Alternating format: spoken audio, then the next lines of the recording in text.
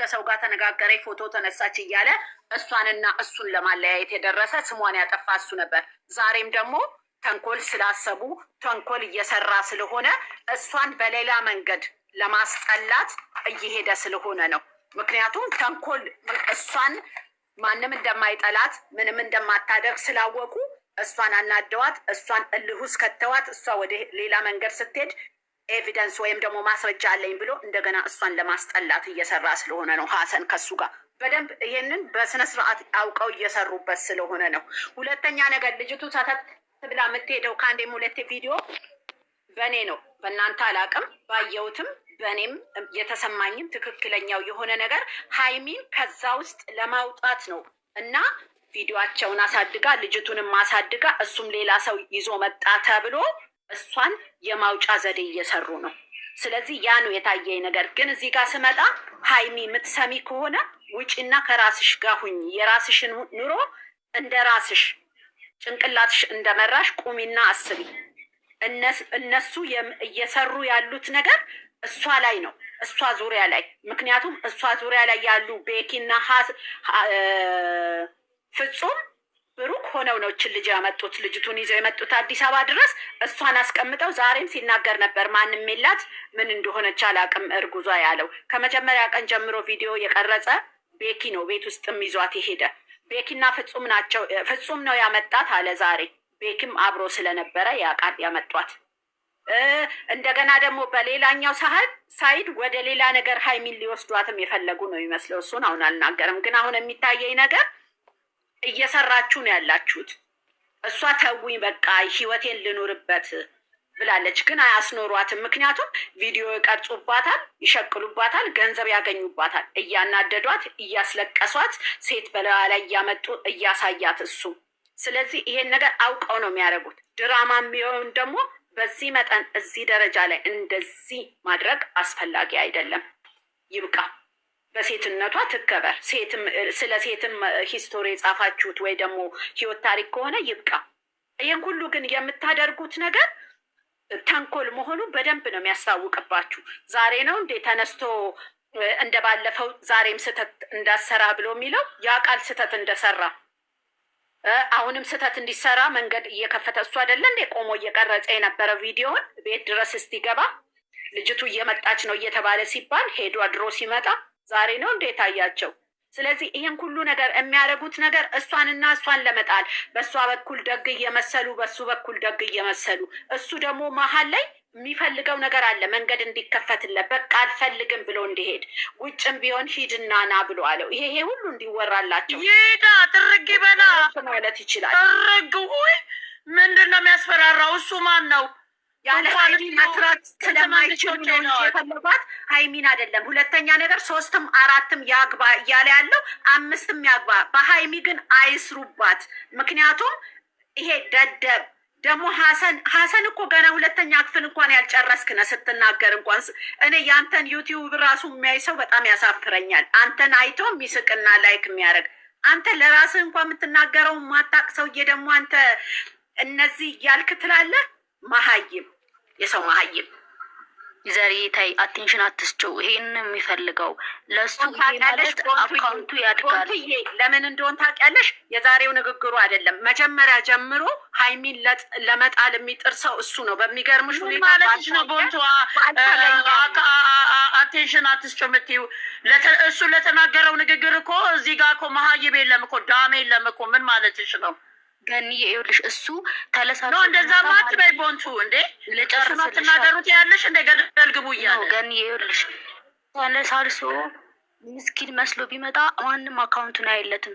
ሲሳደብ ግን ሰው ዛሬ ምን አለ ብሎ አካውንቱን ሄዶ ቻናሉን ሄዶ ስለሚያይለት ቪው ፍለጋ ነው።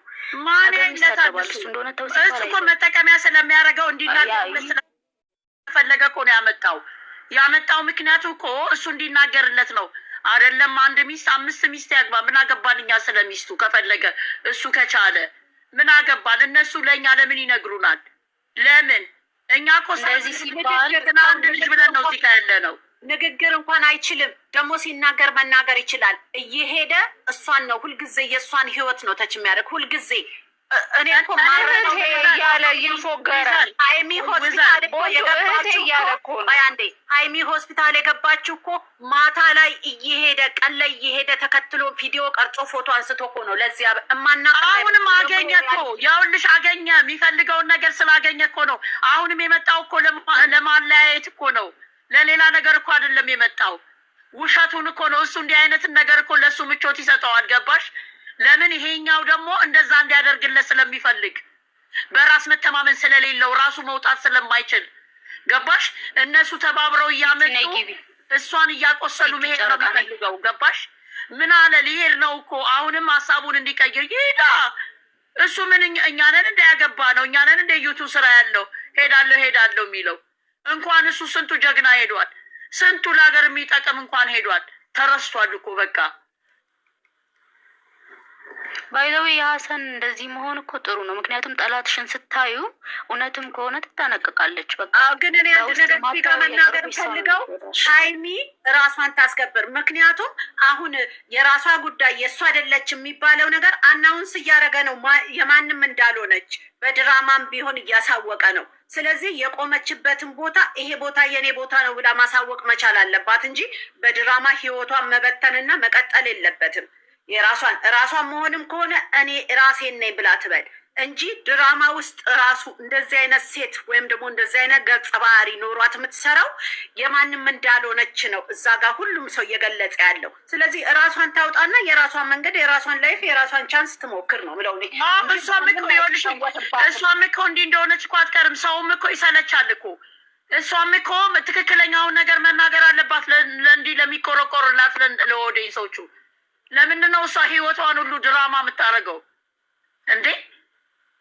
እንደዚህ መጠቀሚያ ሲያደርጓት እኮ እሷም ያላትን ምርጫ እናቅም፣ የተሰጣትን ምርጫ አናቅም። ለምን ይሄንን መረጠች ማለት አንችልም። ፈልጋ በቃኝ ብላ ስትወጣ ከጎኗ ነው ልንቆም የሚገባው።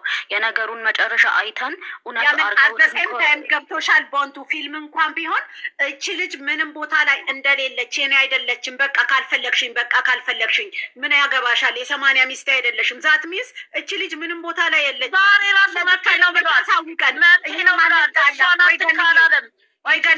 ማለት ናላ ቦንቱዬ እኔ አሁን የእሷ ባልሆነ ነገር ላይ አልጣላም። የእሷ ነገር ነው አይበድሏት ብዬ ነው የምናደድ ምጣላው። ካልሆነ ግን ይውጡላትና እኔ በቃ ስራ ነው ምሰራው እኔ ብቻዬን ነው ስትል እኔ እሷን ሰፖርት አደርጋለሁ፣ እደግፋታለሁ፣ መንገዷን ከተላለሁ።